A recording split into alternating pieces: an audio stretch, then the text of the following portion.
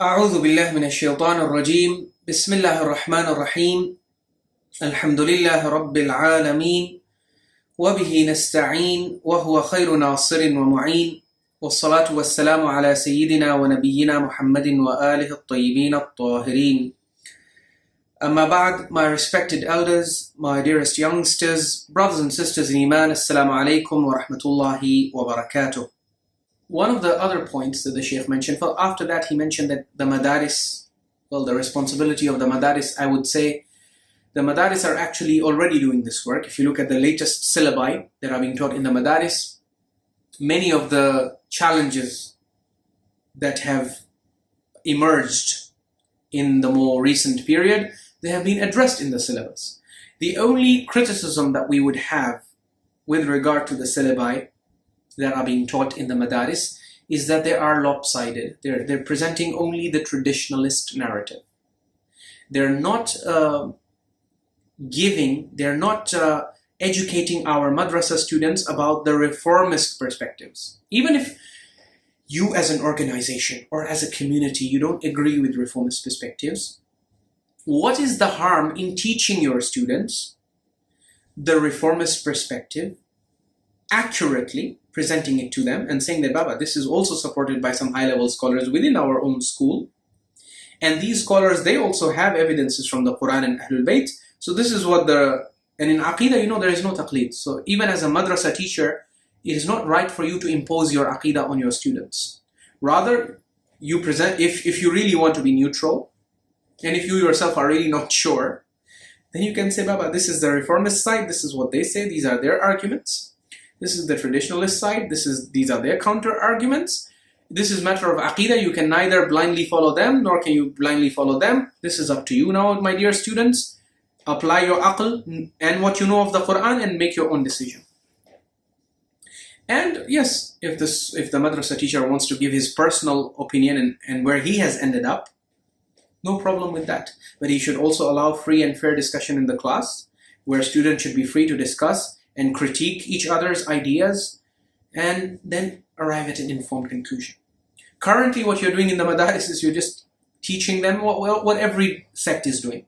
In a Wahhabi madrasa, they will teach you only one side of the story. They won't take the statements of Imam Ahmad and the early Imams of Ahlul Sunnah that don't agree and fit in with the Salafi Wahhabi narrative. They won't teach that to their students. But that's their loss, because when their student leaves the madrasa and then he encounters those hidden and suppressed evidences, because this is the age of the internet, nothing is hidden now, these things are coming out. He listens to the reformist scholars from his own Salafi school highlighting these evidences, then what happens?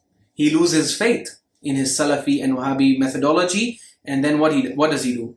Many of them, they become Shia, many of them, they join some other sect, they join some other movement. So at the end of the day, it is the loss of the Wahhabi establishment that they're not teaching other perspectives. And similarly with the Shia establishment, if you just teach them one side of the narrative, or you teach them one side of the picture, you don't teach them the other reformist perspectives, that's your own loss. Tomorrow when your student graduates from the madrasa and he does his own research, he reads the books, he's exposed to reformist perspectives, he will be very angry at the fact that the madrasa hid these crucial facts from him. The fact that the madrasa did not tell him that the beliefs that they were being taught were actually rejected as ghulu by the scholars of the past.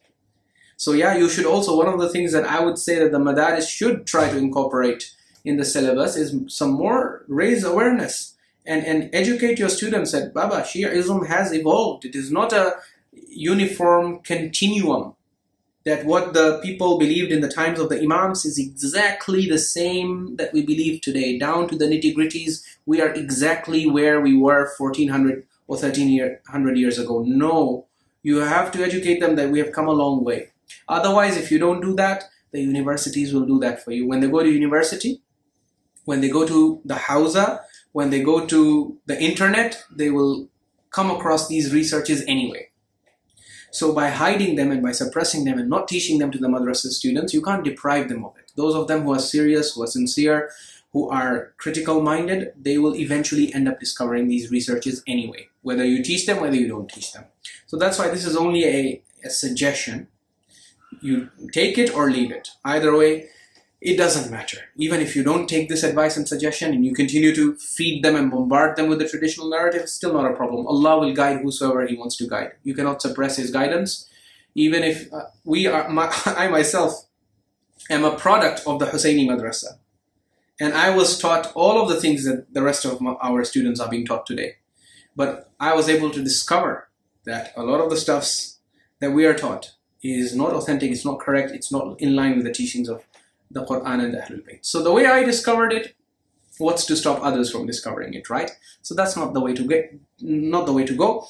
In fact, when you don't teach other perspectives, especially when they are from within your own school, the disadvantage in that is that it shows you, it gives the impression that you are in a position of weakness, that you're not certain about your own beliefs. Just like how, for example, within American schools, there was actually a court case about whether we should teach intelligent design in schools or not.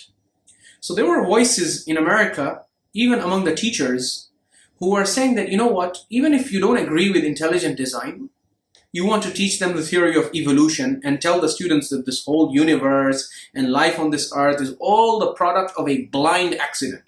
If this is what you want to teach them, okay, fine, teach them theory of evolution, but side by side, you can also teach them that there is another perspective which is accepted by respected scientists. And that perspective is called the intelligent design theory, which says no, the design that we see in life and in the universe, the DNA and all of this, it points to an intelligent designer. This cannot all be the product of an accident. There must be an intelligent designer who has designed and fashioned all of this. So some of the teachers were saying that yes, it would be wrong to impose this on the students and say you have to believe in this.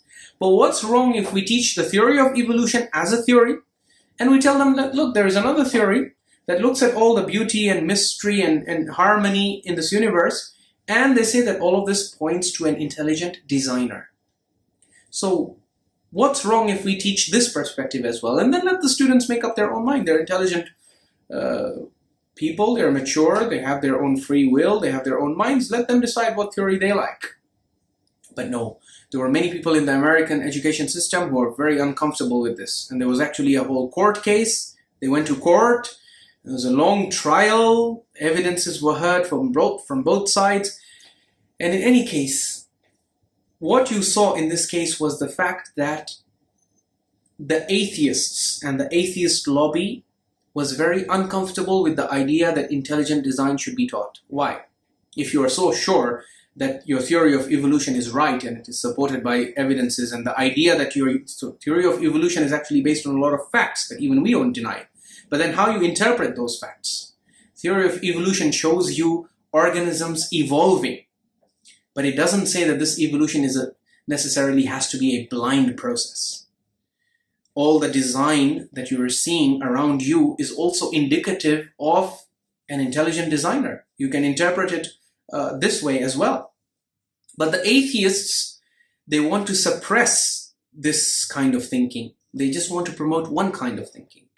And so whenever there is talk about teaching intelligent design in schools, they are the first to veto it and they oppose it.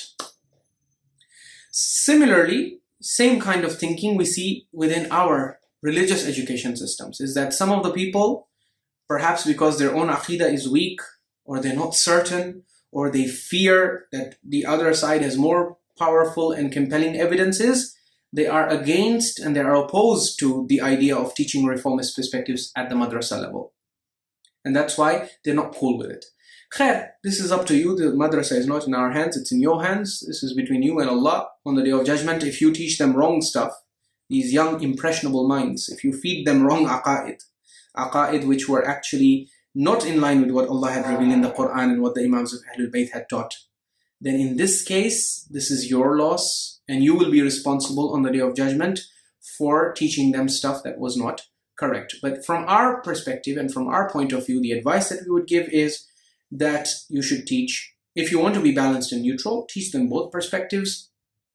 If you ask me personally, I would say that the perspective that is influenced by ghulu should actually not be taught to to the Madaris students, or even if it's taught, it should be clarified to them that these are views that were not accepted in the early period of Shi'ism, and they are more like views that have become popular due to the influence of the Ghulat and the Mufawwida.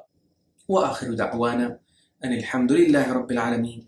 السلام عليكم جميعا ورحمة الله وبركاته. Thank you for watching. Please consider subscribing. Also click the bell icon and choose the all option to get notified for upcoming videos automatically.